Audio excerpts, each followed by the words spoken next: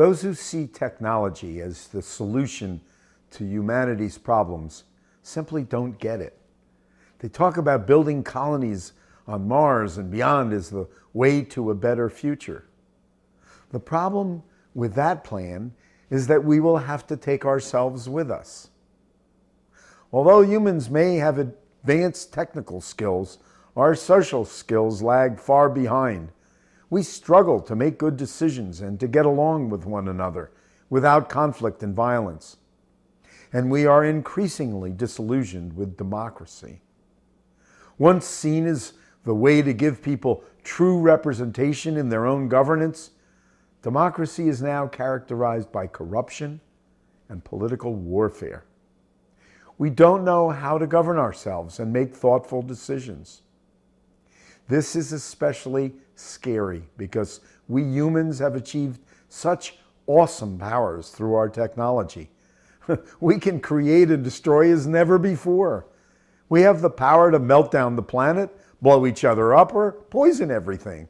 We've become a threat not just to ourselves, but to all living things.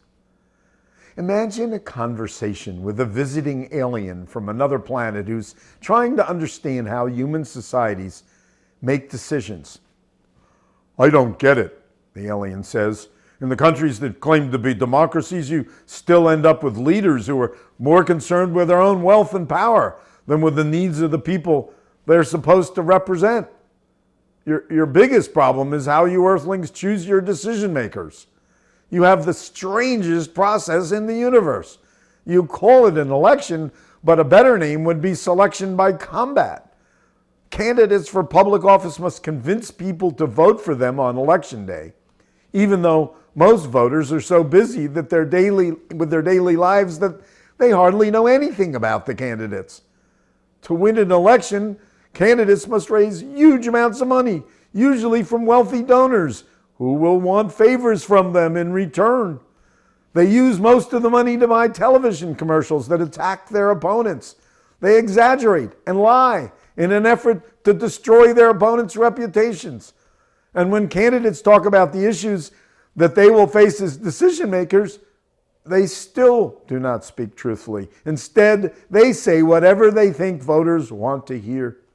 Even after the election, winners don't engage in honest discussion. Rather, they base most of their decisions not on the merits of a proposed law, but on whether their support for that law will help them or hurt them in the next election. I can imagine the alien looking at me and asking, "How can you Earthlings ever expect to make a good decision when in your system of governance, truth is irrelevant and winning is everything?